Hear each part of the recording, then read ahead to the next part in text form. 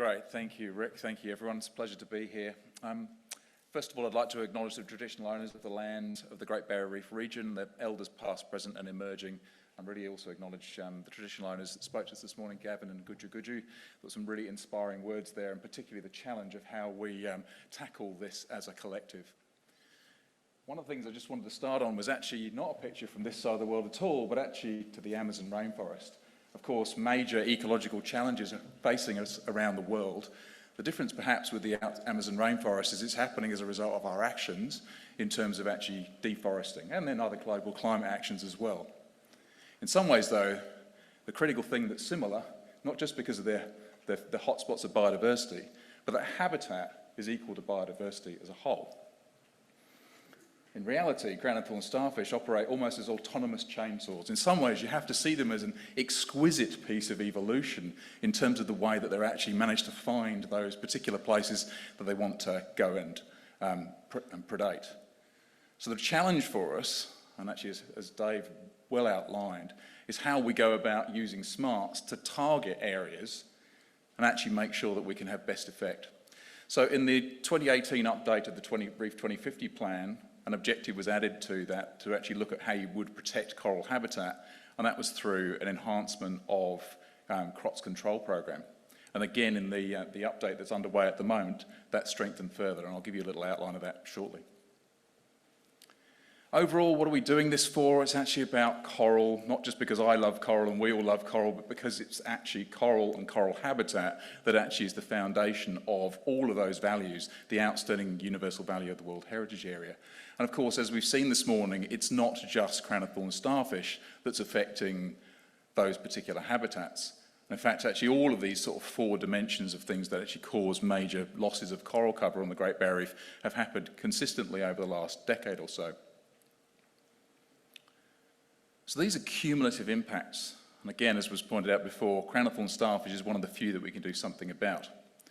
This has been summarised in the outlet report, as Dave outlined this morning. Key thing to take away from that is actually when you look and drill into the outlet report, the current crown-of-thorns starfish outbreak was identified as being creating very poor conditions, but actually that was actually stable, and that's because we have an existing outbreak.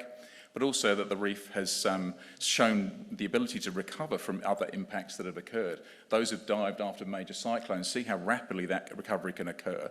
And in some ways, things like adding to the zoning plan, crown-of-thorns starfish control is actually a targetable spatial management tool. I agree that it could also be a much better temporally managed tool, but we can look at it as a supplement to all those other management measures that we have in place. So that takes us to the summit that David outlined also for us, and really that actually was catalytic in terms of actually stimulating the amount of increase and enhancement in the program that's happened. And really that there was a decision that there should be an all-out push to suppress crown-of-thorns starfish populations. The one thing I'd draw your attention to really in this diagram that David also outlined this morning is about the resilience network, and I'll make some comments about that shortly. Really that's about the where and when engine. Where and when should you take action? Well, I'm talking about the whole of the Great Barrier Reef scale. The IPM is incredibly good now and actually working about where and when you should act on individual reefs once they've been identified for prioritisation. And of course, all of this sits on top of a strategic approach that builds upon the research that's been done through the NEST program as a whole. And really what we're trying to look at here is how do you manage for coral cover and to improve the biodiversity values that coral cover supports in the context of the sort of waves of outbreaks that we've seen within the marine park. And certainly this being the fourth wave, but actually I'm sure that our traditional owner colleagues would actually give us insight that this has actually been going on cycles for many, many centuries. And really we manage that with different phased approach in a similar way to how bushfire is managed, but actually overall it's IPM that's giving us the tools to be able to have the most effect at individual reefs now. So there's been some major strategic improvements in terms of the overarching program for managing Cots within the marine park over the course of the NEST IPM program. The ability to focus effort on high-value reefs, that's been crucial to actually make sure we determine which reefs should be focused on. Dave gave you some of those results just before this talk. The fact that we should be controlling high-value reefs as a whole rather than just groups of sites. and that we should use a systemic sort of approach to surveillance to inform whether coral investment should be invested. And that actually is happening in combination not just with the control program itself, but also with the Joint Field Management Program that provides surveillance and reconnaissance to improve the targeting of the program as a whole. And then if we want to actually keep things in check and actually maintain coral above the coral resilience thresholds and crown-of-thorns starfish below those ecological thresholds in which they have an effect upon coral cover, then really to do that we need to understand those thresholds. And so the application of ecological thresholds to help us to measure effectiveness of the protection of coral, and also to make sure that we have thresholds for repeat visitation are the keys in the way that this science has actually been applied over the course of the last, well, particularly in earnest over the course of the last couple of years. Now, you've seen this animation already this morning. On the right-hand side there, the other thing I just draw your attention to is the data that's being collected under the program in terms of the monitoring data. So we talked about Manto, but there's also reef health and impact surveys that are done by both the Joint Field Management Program, the Cots control teams, and then also the fine-scale surveys done by AIMS, help us to understand the cumulative impact picture that's going on.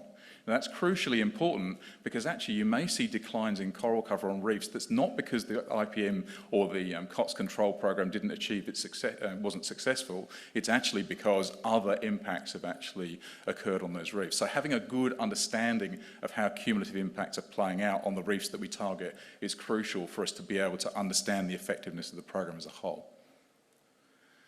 So we take that information and lots of sources of information, and actually we have a workshop happening on Thursday this week, which is really about how do you identify which are the priority reefs for management in the coming, or over the period of a whole outbreak, but also in the coming year. This is like how do you, the resilience network I mentioned before. The program to date, actually largely, it's sort of, the emphasis has changed quite significantly over the course of the last decade, but actually we manage it for both ecological value and for economic value. And actually it's the nexus between those where you're trying to find the sweet spot of which reefs would be the most important ones to get maximum return on investment. And of course, as we've seen from the animation, not all reefs are actually equally affected by crown-of-thorns starfish at the same time. Some of them aren't vulnerable. So actually, there is a real opportunity to not have to manage 3,000 reefs or maybe even 300. And in fact, about 360 have been identified within the course of the entire outbreak. But really to look at which reefs at the current phase of the outbreak are most important for management. So, with that in mind, we then use lots and lots of different data source inputs, some of it from empirical data from actually monitoring out in the field, also from modelling tools that have been developed by many of the people in this room, and really then to look at actually how you prioritise those reefs so that then the three operators' control vessels can go out with best effect. We're doing this at the moment. There's about 260 reefs that are the current sort of broad scale of priorities that would be selected from. And then within those, there's a sort of decision hierarchy that's been proposed that where you're really thinking about how am I maximising best bang for buck in terms of the priorities. And so that's where we get from 260 reefs in total, and then we actually have to think about what's operationally practical to deliver. At the moment, most of the time we've got the reefs that are actually being controlled are at that sort of nexus, although we do have some reefs that have actually been prioritised for other reasons in the past. So the balancing act in some ways, you want to sort of hit your A list, the ones on the left-hand side, they're 1 through 3, with as much capacity as you can, but also be able to supplement that from that list if you have that opportunity. This is a summary from the dashboard that's actually available on the Great Barrier Reef Marine Park Authority's website, and it looks at the overview of what's happening in terms of control as a whole. There's 222 reefs have been actioned since that period of time that Dave outlined from November 2018 until March 2021. And actually that's that balancing act between those that are rationalised for management on the basis of ecological and or economic value. We'd certainly like to look at whether there are other values that could be used within that targeting in the foreseeable future, particularly things like traditional owner values. Ultimately, where are we at the moment? Well, actually, we've got a whole number of reefs, and actually, as Dave showed you some of the detail, numbers of reefs that have still got culling activities on them, some that are actually have been opened and there's just surveillance going on, and some where there's ones that have actually been surveilled, culled, and then brought below threshold. And actually at the moment we work in partnership with Reef and Rainforest Research Council Centre, and also then all of the operators to look at how we can best target the 5 vessels that are out there. And also using things like the resources of the Joint Field Management Programme to fill in the gaps of reconnaissance that gives us an idea of where we should go next. Just to sum up, really, so the Reef 2050 plan, there is an update that's underway at the moment that was mentioned this morning, and there are draft recommendations from that. And actually, they've strengthened some of what was actually in the previous update of the Reef 2050 plan, both in terms of the strategic actions that are actually identified in the plan for enhancing on-water control, but also to make sure that there's an integrated research approach, and that will actually build on what's happening in CSIP that Mary outlined. They've also identified key investment priorities. One of those is actually for crown-of-thorns starfish, again, very similar to the CSIP objectives that were outlined, along with the other key things that are actually required for management. And I think one of the things that you would have seen in the timeline that David presented earlier on this morning is it's really interesting to sort of see a 10-year window. I've been involved in it for that long, which seems extraordinary, but actually it's really testament to there having been this partnership between all players.